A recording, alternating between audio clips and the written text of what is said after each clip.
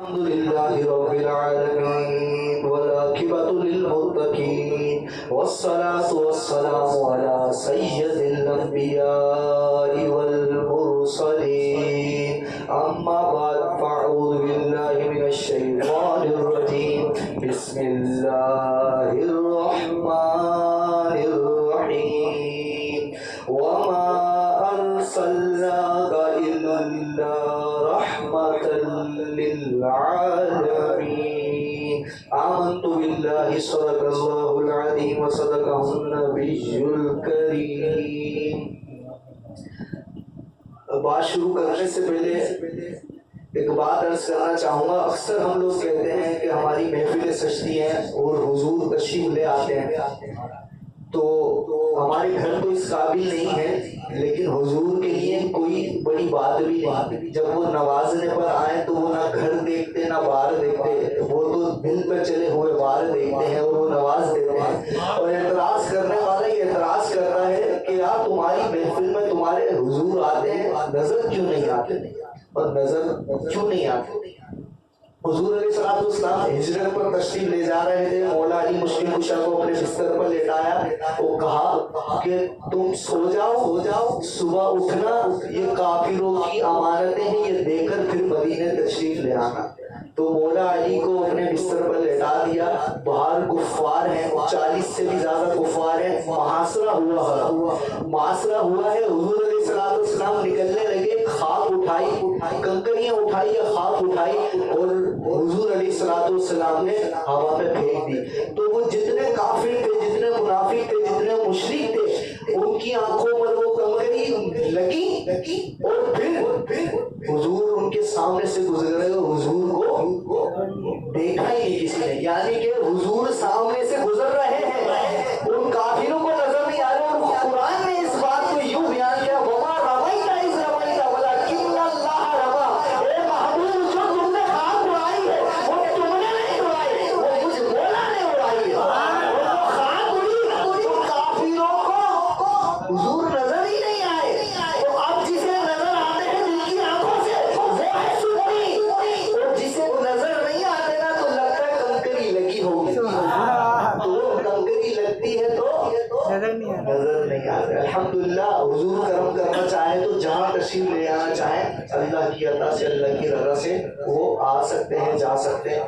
ہماری محبت میں ہم یہ شعر کہہ دیتے ہیں، بہرحال ہمارا گھر اس لائق نہیں، لیکن حضور کے لیے کوئی بڑی بات بھی نہیں، وہ نواز دیتے. کوئی بات میں آج ایک دفعہ پھر کہوں گا تاکہ وہ تازہ ہو جائے اور رٹ جائے کہ میں نے ابھی کچھ دن پہلے محفل ہوئی تھی، اس میں عرض کیا تھا کہ تحقیق ہوئی کہ دیکھا گیا کہ پورے عالم میں جو یہ لڑائیاں ہیں، تفرقے ہیں، نفرتیں ہیں، کس بنا پر ہیں. تو تحقیق کے بعد پتہ چلا جتنی بھی دنیا کے اندر لڑائی ہے نا تو وہ اسلام کے نام پر ہے، دین کے نام پہ، اپنے مذہبوں کے نام پر ہے. تو پھر مشورہ ہوا، ویلفیئر نے یہ طے کیا کہ جتنے بھی دین ہیں ان کے دانشوروں کو بلایا جائے اور ان کو کسی ایک دین پر، کسی ایک مذہب پر جمع کر لیا جائے تاکہ کچھ لڑائی تو ختم ہو. تو ایسا ہی ہوا کہ 2 جج مقرر ہوئے، وہ بھی تعلیمی یافتہ. پھر جن لوگوں نے یہ جو ہمارا دین ہے، یا یہودیوں کا دین ہے یا عیسائیوں کا دین ہے، یہ آسمانی ہے، آفاقی دین ہے، آفاقی مذہب ہے. تو 3 مذاہب کے لوگوں کو، دانشوروں کو بلایا گیا، جج سامنے بیٹھے ہیں. باقی جو بت پرستی ہے، ہندوازم ہے، یہ جتنے بھی اس کے علاوہ مجوسی ہیں، ستارہ کو پوجنے والے ہیں، سورج کو پوجنے والے ہیں، چاند کو پوجنے والے ہیں، ان کا یہ دعویٰ نہیں ہے کہ ان کا دین آسمانی ہے. دعویٰ ہے تو یہ 3 لوگوں کا دعویٰ ہے کہ ان کا دین آفاقی ہے، آسمانی ہے. وہ کون سا؟ کہ موسیٰ علیہ السلام کا دین یہودی اور عیسیٰ علیہ السلام کا نصرانی، اور ہم حضور علیہ السلام کے امتی مسلمان. ہمارا یہ دعویٰ ہے کہ ہمارا دین آفاقی ہے. تو ججوں نے تینوں سے ایک ایک کر کے سوال کیا. موسیٰ علیہ السلام والسلام کے دانشور سے پوچھا کہ تمہارا دین بھی آفاقی ہے تو تمہارے نبی کون ہے؟ انہوں نے کہا موسیٰ علیہ السلام۔ دوسرے سے پوچھا کہ تمہارا دین کیا ہے؟ انہوں نے کہا ہم نصرانی ہیں اور ہمارے بھی نبی ہیں۔ کون سے؟ عیسیٰ علیہ السلام۔ جب مسلمان کی باری ہے تو اس نے کہا ہمارا دین بھی آسمانی ہے، آفاقی ہے اللہ کی طرف سے، اور ہمارے نبی محمد صلی اللہ علیہ وسلم۔ ایک سوال تو ہو گیا۔ اب دوسرے سوال کی طرف دانشور بڑھے کہ اگر تمہارا آفاقی دین ہے، تمہارے نبی ہیں، اس وقت یہ زمانہ کس کا ہے؟ یہودی سے پوچھا، اس نے کہا موسیٰ علیہ السلام کا۔ نصرانی سے پوچھا، اس نے کہا عیسیٰ علیہ السلام کا۔ جب مسلمان کی باری ہے اس نے کہا ہمارے نبی محمد صلی اللہ علیہ وسلم کا۔ انہوں نے کہا ایسے جواب نہیں، اس کے لیے دلیل چاہیے کہ آپ کے نبی کا دور ہے، اور اس کی سب سے بڑی یہ دلیل ہے کہ جو نبی ہوتا ہے اس کا معجزہ ہوتا ہے، وہ معجزہ جس کا زندہ ہوتا ہے، باقی ہوتا ہے، وہ نبی بھی باقی ہوتا ہے، اور نبی بھی موجود ہوتا ہے، اور اس کا دور ہوتا ہے۔ اب یہودی بھی خاموش ہے، نصرانی بھی خاموش ہے۔ ابھی بالفرض اگر موسیٰ علیہ السلام کا عصا ہوتا، وہ معجزہ تھا، وہ پھینکتے تھے سانپ بن جاتا تھا، اور موسیٰ علیہ السلام اپنے اندر ہاتھ ڈالتے تھے گریبان میں روشن ہو جاتا تھا ہاتھ۔ اگر کسی کے پاس اس وقت وہ عصا آ بھی جائے تو معجزہ باقی اس میں ہے نہیں۔ اگر سلیمان علیہ السلام کی انگوٹھی کسی کو آج مل بھی جائے تو معجزہ نہیں ہے اس کا۔ اگر کوئی پہن کر جانور کی بات سمجھ سکے نہیں سمجھ پائے گا۔ اگر سلیمان علیہ السلام کا تخت مل بھی جائے تو اس پر کوئی بیٹھ کے اڑ نہیں سکتا۔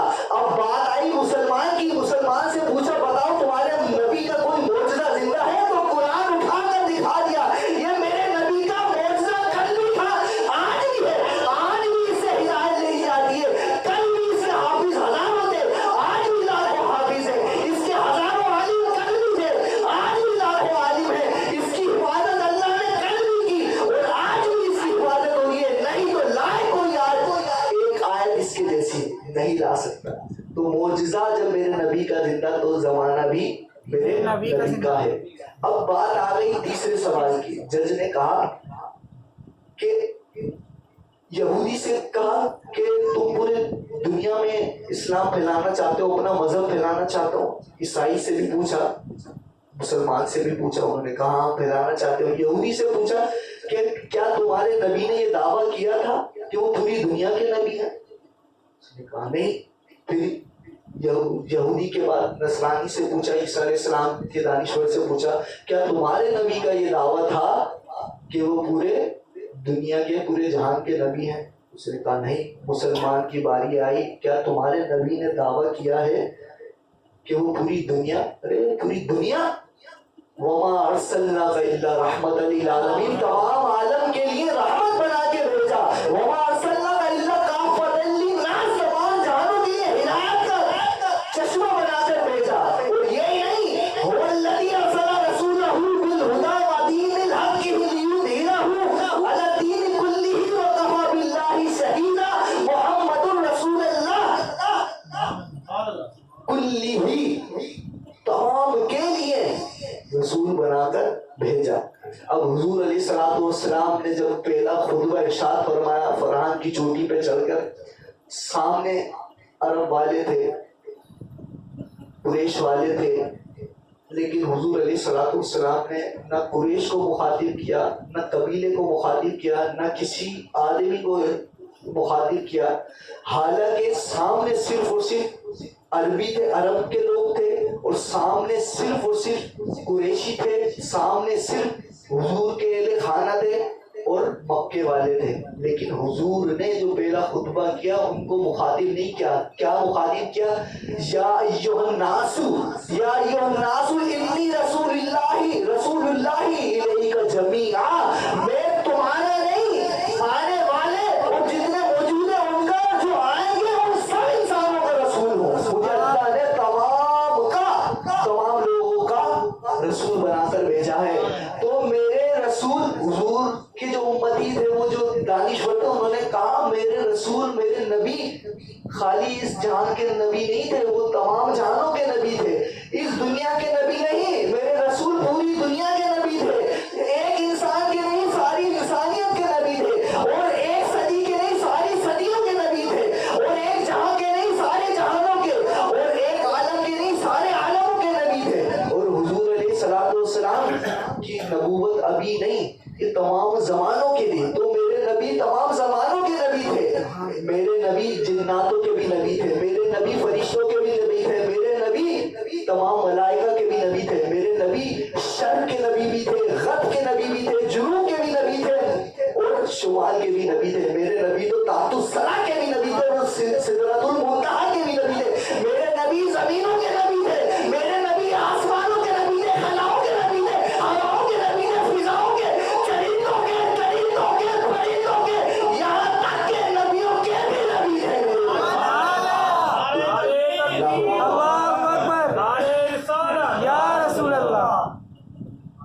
جبھی تو میرے نبیوں کو سمندر کی مچھلیاں عبد المومن کے نام سے جانتی ہیں، اور جتنے بھی یہ جو چوپائے ہیں ان کو میرے نبی کو یہ چوپائے عبد الجبار عبد الرزاق کے نام سے جانتی ہیں، اور جتنے بھی یہ جانور حیوانات ہیں، جتنے جنگلی جانور ہیں، ان کو میرے نبی عبد القہار کے نام سے جانتے ہیں، اور جنات بھی جانتے ہیں، عبد الجبار کے نام سے جانتے ہیں.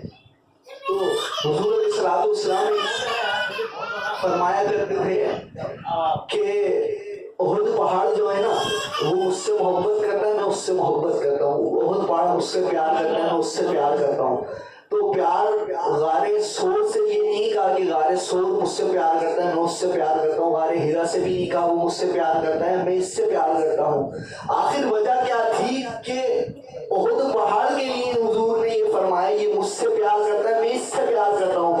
تو آج پتہ چلتا ہے فضائی منظر جب لیا گیا نا تو وہ 8 کلومیٹر پھیلا ہوا پہاڑ جو تھا نا اوپر سے دکھتا ہے نام محمد.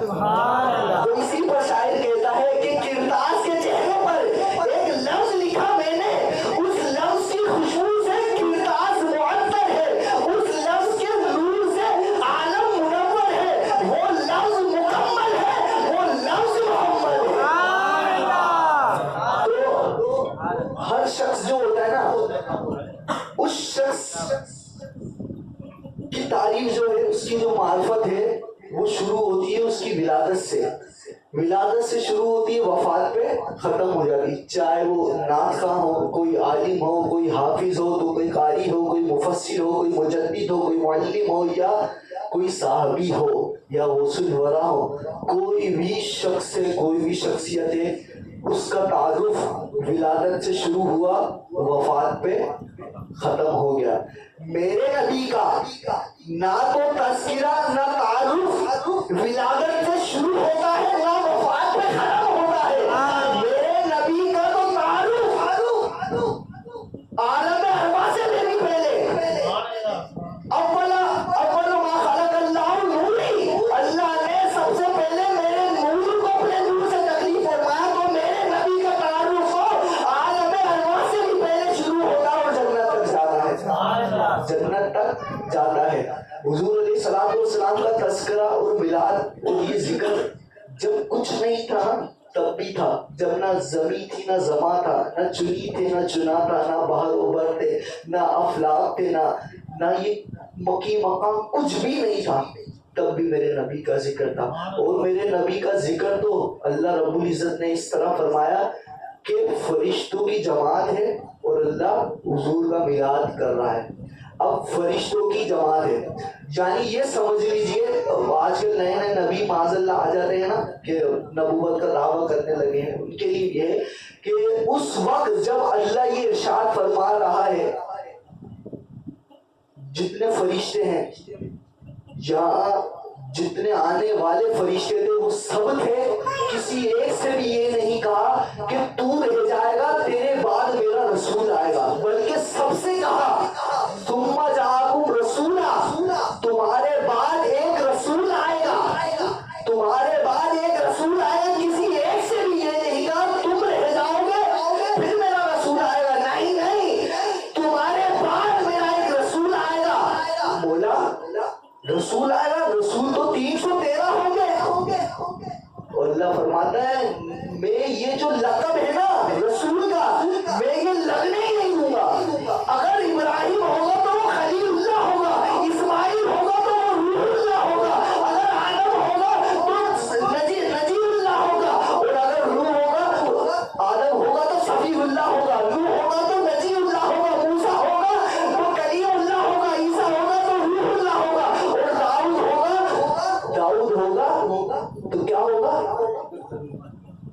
داؤد ہوگا تو حبیب، اور یوسف ہوں گے تو صدیق اللہ ہوں گے. یہ لقب میں کسی کے پاس لگنا ہی نہیں دوں گا. کیوں؟ وہ ہوں گے محمد رسول اللہ. تو وہ پہچان بتا دی، وہ نشانی بتا دی. اور اللہ کا تذکرہ اس طرح اللہ رب العزت نے قرآن مجید میں نبیوں کے ساتھ بیٹھ کر بلاد کیا کہ ثم جاءکم رسولا، تمہارے بعد آئے گا ایک رسول. اور حضور علیہ الصلوۃ والسلام کی نشاندہی فرمائی. اب حضور کا میلاد اللہ رب العزت نے قرآن مجید میں نبیوں کی جماعت میں بھی کیا، فرشتوں کی جماعت میں بھی کیا. پھر اس کے بعد جب حضور بظاہری طور پہ نور بن کر تشریف لے آئے تو اللہ رب العزت نے میلاد منانے کی خوشی میں کعبے کی چھت پر بھی ایک جھنڈا گاڑوایا جبرائیل امی کے ساتھ، پھر ایک مشرق میں ایک مغرب میں. اب حضور علیہ الصلوۃ والسلام دنیا میں جلوہ گر ہو گئے. انہوں نے اپنے صحابہ کرام سے بہت قربانیاں مانگی اور صحابہ کرام نے اپنی قربانیاں پیش کی. صحابہ کرام خوشی سے جوگ در جوگ حضور کے نام پر فدا ہونے کے لیے تیار ہوتے تھے. آج اگر ہم سے حضور علیہ الصلوۃ والسلام کے نام پر گھر سے نکلنے کے لیے کہا جائے تو ہم اپنے گھر کی طرف، آل اولاد کی طرف، مال کی طرف نظر کرتے ہیں. پر صحابہ کرام نے سب سے جو مشکل چیز ہوتی ہے جان دینا، اس سے بھی گریزہ نہ کیا. حضور علیہ الصلوۃ والسلام کا فرمان ہے، اور وہ فرمان یہ ہے کہ تمام لوگوں سے حضور علیہ الصلوۃ والسلام نے محبت مانگی. کتنی محبت مانگی کہ اپنی والدہ سے بڑھ کر محبت کرو، اپنے والد سے بڑھ کر محبت کرو، اپنی اولاد سے بڑھ کر محبت کرو، اپنے مال سے بڑھ کر. یہاں تک حضور نے فرمایا کہ تمام انسانوں سے بڑھ کر مجھ سے محبت کرو. اب اس کی تحقیق کری جائے کہ حضور نے یہ کیوں فرمایا کہ محبت مانگی، اور محبت بھی مانگی تو والدین سے بڑھ کر مانگی، ماں باپ سے بڑھ کر مانگی، آل اولاد سے بڑھ کر مانگی، سامان ساز و سامان سے بڑھ کر مانگی، اور یہاں تک کہ سارے انسانوں سے بڑھ کر محبت مانگی.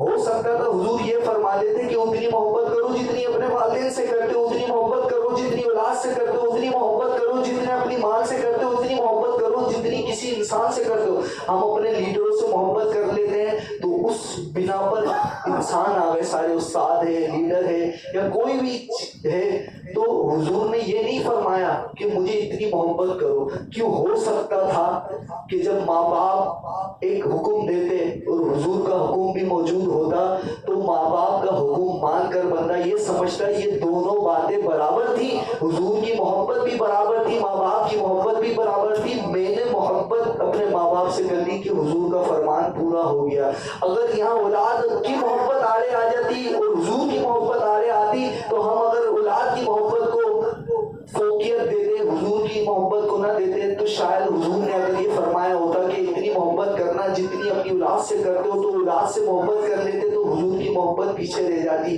اگر مال کی محبت ہمارے دل میں اتنی ہوتی اور پھر اس وقت حضور علیہ الصلوۃ والسلام کی بارگاہ میں کچھ خرچ کرنے کی بات آ جاتی تو حضور نے کسی جگہ بھی یہ نہیں فرمایا کہ میری محبت اتنی کرو جتنی تم اپنے مال سے کرتے ہو.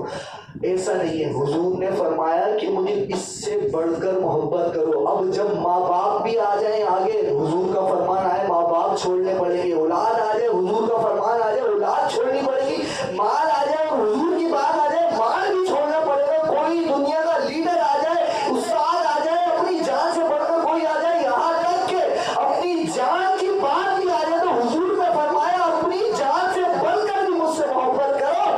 کیوں؟ اگر تم نہیں کرو کہ تو حضور علیہ الصلوۃ والسلام فرماتے ہیں لا یؤمن احدکم حتی اکون احب الیہ من والدہ وولدہ والناس اجمعین. تمہارا ایمان ہی مکمل نہیں ہوگا. تم لا یؤمنو، تم مومن ہی نہیں ہو سکتے. کب تک نہیں ہو سکتے؟ جب تک تم اپنی جان سے بڑھ کے، اپنی اولاد سے بڑھ کے، اپنے مال سے بڑھ کے، یہاں تک کہ ہر انسان سے بڑھ کر مجھ سے محبت نہ کرو. اب محبت کا یہ تو تقاضا نہیں کہ حضور کے نام پر کوئی معاذ اللہ گستاخ حضور کی شان میں گستاخی کر لے اور ہم اپنے گھر پہ بیٹھ کر آرام سے سو جائیں. اور ایک اور فرمان اللہ کا لا یرغب بانفسہم عن نفسہ. خبردار، حضور کی جان سے بڑھ کر اپنی جان کو سمجھا. لا یرغب بانفسہم عن نفسہ. خبردار کہ اپنی جان سے پیارا سمجھا، حضور کی جان سے پیارا اپنی جان کو سمجھا، یہ اللہ تعالیٰ نے پابندی لگا دی۔ تو اب حضور کے خاکے بنا کر حضور کی شان میں گستاخی کر رہا ہے کوئی مردود، اور ہم خاموش بیٹھے رہیں، تماشا دیکھتے رہیں، اور ہم سے نہ اپنا گھر چھوڑا جائے نہ اپنا مال چھوڑا جائے، تو ہم پھر مسلمان کس بات کے؟ ہم نے کلمہ کس کے لیے پڑھا ہے؟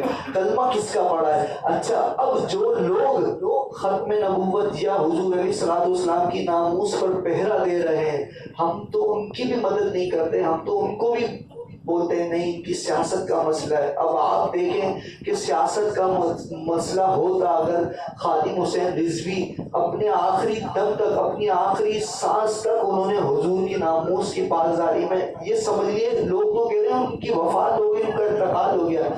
شہید مرتا ہے نا میدان جنگ میں ایک بار مرتا ہے، لیکن غازی یہ غازی ایسے غازی تھے کہ وہ جیل کے اندر بھی ایک ایک رات ایک ایک دن مرے۔ شہید ایک دفعہ مرتا ہے لیکن وہ ہر روز مر رہے تھے۔ ان کا مرنا نہیں تھا یہ کہ جب وہ دیکھتے تھے کہ کسی نے حضور کی شان میں گستاخی کری، وہ مر نہیں رہے تھے، مر ہی تو رہے تھے، جو آدھی آدھی رات کو ٹھنڈ کے اندر تقریریں کر رہے ہیں، ایک ایک جگہ ایک ایک مسجد جا کے حضور علیہ الصلوۃ والسلام کے عشق سے بیدار کر رہے ہیں کہ اٹھو سنیو، تمہاری ذمہ داری ہے کہ حضور کی ناموس پہ، اگر ذمہ داری تو پروردگار کی ہے، اللہ رب العزت کو یہ گوارا نہیں کہ اس کی نبی کی شان میں کوئی بات اونچی بات، یہ تو غیر مسلم ہے۔ صحابہ کرام کو بھی اجازت نہیں تھی کہ حضور کی بارگاہ میں آواز اتنی بلند ہو جائے کہ حضور کی آواز سے اوپر ہو جائے۔ اگر کسی کی آواز حضور کی آواز سے اوپر ہو گئی تو اس کی زندگی بھر کی نیکیاں برباد ہو جائیں گی، یہ اللہ کا حکم ہے۔ اللہ بہت غیرت مند ہے، اپنے نبی کی ناموس کی حفاظت کرنے کی امتحان تو ہمارا ہے۔ ہم بے غیرت بن کے ہم نے بے غیرتی کی چادر اوڑھ لی اور ہم نے آنکھیں بند کر لی ہے۔ ہمیں بیدار کرنے کے لیے اپنا سکون چھوڑ کر، اپنی اولاد چھوڑ کر، اپنا مال چھوڑ کر، اپنا مقام و مرتبہ چھوڑ کر ذلیل اور رسوا ہو رہے تھے حکومت کے سامنے، ہاتھ جوڑ رہے تھے، پیروں کو ہاتھ لگا رہے تھے کہ خدایا کچھ تو کرو۔ جب انہوں نے بات دیا انہوں نے بھگا دیا، سینہ بھی حاضر ہے، شاید وہ گولی کھا کر ان کو شہادت ملتی، لیکن انہوں نے روز مر مر کر، شہید مرتا ہے ایک بار لیکن انہوں نے روز مر مر کر دکھا دیا کہ حضور کی ناموس کا مقام کتنا ہے۔ اگر تمہیں روز کاٹا جائے اور روز زندگی دی جائے پھر بھی حضور کے نام پہ قربان کر دیں۔ ہم تو ان کے اوپر بھی تانا دے رہے ہیں، بول رہے ہیں مولویوں نے اپنا چکر بنا لیا، جب دیکھو عوام کو باہر نکال لیں، جب دیکھو عوام کو نکال لیں۔ ارے ہم کو تو یہ بھی منظور تھا تم ہمیں بجلی نہیں دو، بجلی کے بل بھیجو، منظور تھا۔ ہمیں تم گیس نہیں دو، گیس کے بل بھیجو، ہمیں منظور تھا۔ تم ہمیں پانی نہیں دو، پانی کے بل بھیجو اور دگنا بھیجو، ہمیں منظور تھا۔ تمہیں ہمیں اچھی غذا نہیں دو، صاف پانی نہیں دو، ہمیں کوئی چیز، ہمیں سب چیزوں میں جانور کا صحیح گوشت دو، ہمیں سب منظور ہے۔ پر تم حضور کی شان میں گستاخی کرنے والے کو یوں ہی آزاد چھوڑ دو۔ تم سے تو پلٹ کر جواب بھی نہیں دیا گیا۔ جب تک رہی اردو خان نے کوئی جواب نہ دیا، کہا عمران خان سے کہ تم مسلمان ملک کا سربراہ، تم بھی تو کچھ بول، تب جا کے اس نے تو جملے بول دیا، ورنہ تو اس کو یہ بھی توفیق نہیں تھی۔ ہاتھ پیر چھوڑتے رہ گئے خادم حسین رضوی صاحب، اور اس کے علاوہ دوسری جماعتیں کہ وہ سفیر کو نکال دو، فرانس کے سفیر کو ملک بدل کر دو۔ ان کی جرات اتنی نہیں، جس کا کلمہ پڑا ہے، جس کے لیے جی رہے ہیں، جس کے لیے مر رہا ہے، اس کے لیے اتنا نہیں ہوا ایک سفیر کو باہر کر دے۔ یہ باہر کرنے پہ آئے تو آسیہ ملولہ کو تو باہر کر دے، لیکن اپنے باپ سپر دوستوں کو نہیں انہوں نے باہر کیا۔ تو وہ کیا تھی؟ بے غیرتی کی روٹیاں کھائی ہیں انہوں نے، اپنے یاروں کو خوش کرنے اتنی بڑی ریلی نکلی تحفظ صحابہ کرام کے لیے، ناموس رسالت کی پاسداری کے لیے، اتنی بڑی ریلی شاید کبھی نکلی ہو، لیکن میڈیا پر انہوں نے ایک جھلک بھی نہیں دکھائی۔ اپنے باپ داداؤں کو، اپنے یاروں کو خوش کرنے کے لیے انتقال کی خبر بار بار دکھا رہے، بار بار دکھا رہے، اصل میں تو وہ اپنے یاروں کو خوش کر رہے۔ انہیں تحریک لبیک کے اس عظیم لیڈر کے انتقال پر افسوس نہیں ہے، وہ دکھا رہے ہیں کہ تمہارا دشمن آج اپنے یار حقیقی سے جا ملا جس کے لیے لڑتا تھا، جا ملا جس کے لیے مرا ہے۔ اب قبر میں ان کا دیدار ہوگا، ان کی پیاس تو بجھ جائے گی، لیکن ہم لوگوں کا کیا ہوا؟ خدا کی قسم لگتا تو ایسا ہے اگر ہمیں ناموس رسالت کی عدالت میں کھڑا کیا جائے تو ہم ہم شرمندہ ہوں گے، اور حقیقت میں مولا ہم شرمندہ ہیں، ہم حضور کی ناموس کے خاطر ایک رات، ایک دن، ایک لمحہ بھی پہرا نہیں دے پائے۔ جو پہرا دے رہے تھے سردیوں میں، فیض آباد میں پہرا دے رہے تھے، وہ شیرنگ بھی کھا رہے تھے، بھوکے تھے، پیاسے تھے، ہم یہاں تماشائی بن کے اپنی اسکرینوں پر ان کو مرتا ہوا، جلتا ہوا، شیرنگ کے داغ لگتے ہوئے دیکھ کر خالی ایک بڑا افسوس ہوا۔ وہ یہ نہیں دیکھ رہے اللہ کے حبیب کے خاطر نکلے ہیں، اللہ کے حبیب کی ناموس کے خاطر پہرا دے رہے ہیں۔ ہمیں ہماری تو غیرت بھی جاگی نہیں، لیکن جو جگا رہے تھے آج وہ خوش ہو گئے۔ کون ہوگا ہمیں اب جگانے والا؟ اب اللہ ہی جانتا ہے کہ ہمارا کیا ہو۔ اللہ تعالیٰ سے دعا ہے اللہ تعالیٰ ہمیں ان کا نعم و بدل جلدی عطا کرتے، ان جیسا کوئی ہوگا تو نہیں، لیکن کاش کہ ان کا نعم و بدل اچھا ہمیں مل جائے، ہمیں پھر کوئی لیڈر مل جائے۔ یہ کوئی سیاسی جماعت نہیں ہے، سیاست ہے بھی تو نبی کے لیے ہے۔ جب نبی کے لیے جان بھی کم ہے تو پھر سیاست کیا چیز ہے؟ کچھ بھی نہیں ہے۔ تو کاش کہ ہمارے دل میں یہ جذبہ آئے کہ ہم جب نوکری پہ جاتے ہیں نا، اپنی اولاد کے لیے جاتے ہیں، اپنے بیوی بچوں کے لیے جاتے ہیں، ماں کے لیے جاتے ہیں، ہم پابندی سے نوکری پہ جاتے ہیں، کوئی کاروبار کر رہے ہیں پابندی سے کر رہے ہیں، کس کے لیے؟ اپنے پیٹ کے لیے، اپنی اولاد کے لیے۔ بس یہ اپنے گریبان میں جھانک کے اپنے دل سے پوچھ لو حضور کے لیے کیا کر رہے ہو؟ نماز پڑھ لو اپنے لیے پڑھ لو، روزہ رکھو گے اپنے لیے رکھو گے، زکوٰۃ دو گے اپنے مال کے لیے دو گے، سب کچھ کرو گے اپنے لیے کرو گے، لیکن یہ بتا دو کہ حضور کی ناموس کے لیے کیا کرا؟ تو کم سے کم کچھ بھی ہو سکے وہ کرنا ضرور۔ اگر آج نہیں بیدار ہوئے تو قیامت کا پتہ نہیں، کہ قیامت تو بہت دیر کی بات ہے نا، کہ شاید ابھی ٹائم ہے، بڑی نشانیاں نہیں ہوئی، لیکن ہماری قیامت تو اسی دن ہے نا جس دن ہماری روح کفِ انصری سے پرواز کر گئی۔ پتہ نہیں ہے کہ ہماری روح کب پرواز کر جائے، تو اس سے پہلے کم سے کم اس رجسٹر میں نام تو لکھوا لیں جس میں ناموس رسالت کے پاسداروں کا نام لکھا ہوا ہے، ان کی فہرست میں تو ہم آ جائیں۔ نہیں ہے نا کسی تحریک میں جانے کا شوق، نہ صحیح، بغیر تحریک کے جب مسلمان جا رہے ہیں ان کے ساتھ ہو لیے، کبھی ان کو ضرورت ہے تو کسی چیز کی وہ ضرورت پیش کر دی۔ تو بہرحال اللہ تعالیٰ سے دعا ہے اللہ تعالیٰ ہمیں حضور علیہ الصلوۃ والسلام کی ناموس پر پہرا دینے والوں میں شامل فرما دے۔ اپنا تن من دھن جان مال سب کچھ حضور کی ناموس کے خاطر لٹا دینے کی توفیق مرحمت فرمائے۔ وما علینا الا البلاغ المبین۔